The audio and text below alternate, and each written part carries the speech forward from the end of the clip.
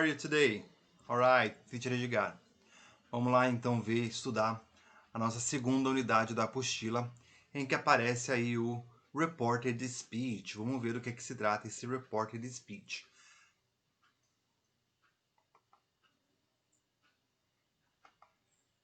Então vamos lá. Então, Reported Speech significa discurso indireto. Então vamos ver aí o que é discurso direto, discurso indireto, né? Então, a fala de alguém é chamada de discurso direto. Já o discurso indireto é muitas vezes empregado para descrever o que alguém disse em um ponto determinado no passado. Então vamos entender melhor. Quando eu falo alguma coisa para você, é um discurso direto. Agora, quando você repassa o que eu disse para alguém, é um discurso indireto. Né? Então, se eu pego para você e falo, me sinto mal, e você fala para alguém, ele disse que se sentia mal. Né? Então, você está repassando o que eu disse para alguém. Isso é um discurso indireto. O meu discurso para você é direto, mas quando você reproduz o que eu disse para outra pessoa, é um discurso indireto. E vocês perceberam aí que modificação que foi feita nessa frase, né, no discurso direto para o discurso direto? Então, as coisas que eu acrescentei, estou falando aqui nesse exemplo em português, né? As coisas que eu acrescentei para repassar o discurso de alguém para outra pessoa. Teve modificação de tempo verbal, acréscimo de palavras, né? E no inglês isso também acontece. Quando eu vou repassar o discurso de alguém para outra pessoa, eu também acrescento palavras na frase e também tem modificação de tempo verbal.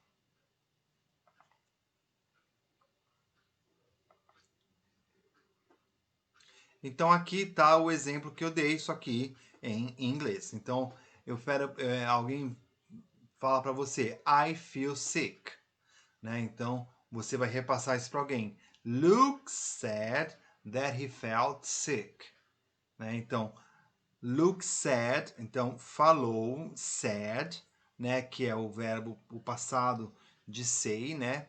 Que é de falar, dizer. Então said that he felt sick. Então eu acrescentei aqui o que, that, e felt, o verbo principal aqui da segunda frase, vai para o passado também. Então, o discurso direto usa o present simple e o discurso indireto, a gente coloca o that depois do said, né, no discurso indireto, e no discurso indireto também o verbo da frase original, essa daqui, vai para o past simple. Então aqui é só um pequeno exemplo para entender o que é discurso direto e indireto. E aqui mais alguns exemplos. Your house is really beautiful. Então alguém fala para você, your house is really beautiful. Então aí você vai repassar o que essa pessoa disse para alguém. She said our house was really beautiful. Ué, mas teacher, você falou que a gente coloca o that depois do said. Sim, ele é, só que não é uma regra. Aí é uma opção, você pode colocar ou não esse that depois do verbo said. Então você poderia falar, she said that our house was really beautiful. Ou você pode também falar simplesmente, she said our house was really beautiful. Outro exemplo. Your suit looks great. Então alguém está aí elogiando, né, o seu paletó. Your suit looks great. Aí eu vou repassar o que ele me disse. He said that my suit looked great. Então eu vou colocar o said, né, porque ele disse, né? Então ele disse que meu terno está ótimo. Né? O verbo principal aqui, ó, look. Aí eu coloco ele no passado. Aqui fica looks, que está no presente. Looked no passado. He said that my suit looked great. Tell. Então, a gente, além do verbo say, que a gente viu aqui os exemplos até agora, a gente também pode usar o verbo tell, que é contar algo para alguém. como verbo principal no discurso indireto. Ele deve ser sempre seguido por um objeto, que mostra com quem o sujeito estava falando. Então, se eu vou contar alguma coisa, eu vou contar alguma coisa para alguém. Então, esse alguém tem que aparecer, né? Então, lembra os pronomes objetos? Me, you, him, her, it, your não, you, us e them. Né? Então, esses são os pronomes objetos. Então, aqui tem o exemplo usando o said e usando o told. Então, alguém vira para você e fala, I want to learn to drive. Quero aprender a dirigir. Aí você pode usar, he said that he wanted to drive. Então, ele disse que queria aprender a dirigir. Ou eu posso usar o verbo tell, só que eu tenho que estar no passado e vai aparecer um pronome objeto. He told me that he wanted to learn to drive. Ele me contou, he told me that he wanted to learn to drive. Então, são as duas opções de usar de verbos no discurso indireto. Aqui, então, tem outros exemplos usando o verbo no passado do tell, né, que é told, mais um pronome objeto, vai aparecer depois. She told me that she was at the party. Ela me contou que estava na festa. She told me that she was at the party. He told us he arrived late to the meeting. He told us. Ele nos contou que chegou tarde no encontro, na reunião. I told my friend that I went abroad last year. Aqui eu não usei o pronome pessoal, o pronome objeto. Eu usei a própria pessoa, né? I told my friend. I told my friend. Eu contei ao meu amigo. Então aqui eu poderia colocar eu contei a ele, eu contei a ela, né? Ou eu contei ao meu amigo. I told my friend. Se fosse eu contei para ele, I told him. Se fosse eu contei para ela, I told her. Né? Mas aqui eu achei melhor exemplificar, né, que a gente pode colocar aqui também a pessoa ou o nome de alguém, né, ou a pessoa com quem para quem eu contei. She told them she bought a house. She told them she bought a house. Ela contou para eles que comprou uma casa. She told them. Ela contou a eles. Discurso direto em diferentes tempos verbais. Então, sempre tem que respeitar o tempo verbal. Né? A gente vai sempre voltar um discurso ou um tempo anterior. Né? Então, o tempo do verbo empregado no discurso indireto geralmente é um anterior ao do discurso direto. Então, se o discurso está sendo feito no presente, então, se um discurso direto está sendo feito no presente continuous, o discurso indireto vai ser feito no past continuous. Então, vamos ver. I'm working in New York. I'm working. Aqui, ó. Verbo to be, verbo no ing. I'm working in New York. Aí eu respeito, né, o tempo verbal, um anterior, já que está no present continuous, eu tenho que colocar no past continuous. She said she was working in New York. Então, ela disse que estava trabalhando em Nova York.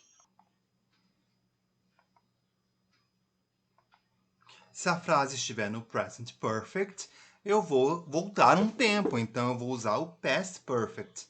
Né? Então, aqui está a frase. I've been to China twice. Né? Estou falando que eu estive na China 2 vezes. I've been to China twice. Né? Aqui, no discurso indireto, he said that he'd been to China twice. He said that he'd been to China twice. Ele disse que esteve 2 vezes na China. Então, aqui, também, como eu falei, a gente volta a um tempo, né? Aqui está no present perfect. Coloco no past perfect. Outros exemplos agora falando em futuro, né? Aqui futuro com will. I will call you soon. Então, eu estou falando que eu vou te ligar em breve. Ele disse que me ligaria em breve. He said he would call them soon. Então, quando eu uso o discurso direto com will, o discurso direto vai ser feito com would. Agora, usando o can. We can speak Japanese. Nós podemos falar japonês. Então, quando eu uso o verbo modal can no discurso direto, o discurso indireto será feito com could. They said that they could speak Japanese. Eles disseram que poderiam falar japonês.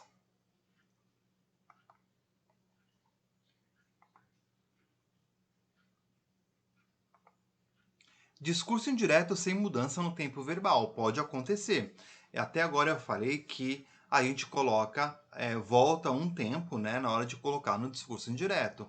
Mas se a situação descrita é a mesma, né, tanto no discurso direto quanto no indireto, né, o tempo verbal não precisa mudar em nenhum discurso. Né? A gente vai usar o mesmo tempo verbal. Por exemplo, I like eating cake.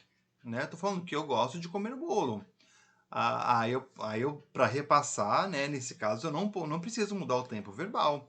A Amélia said that she likes eating cake. Né? Então, a Amélia disse que gosta de comer bolo.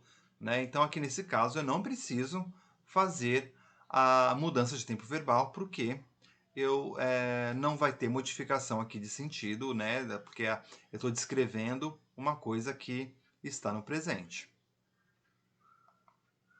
Outros exemplos. Your hat looks great.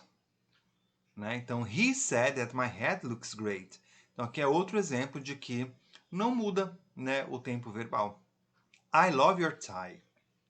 He said that he loves my tie. Então, aqui mais uma vez, não há mudança de tempo verbal.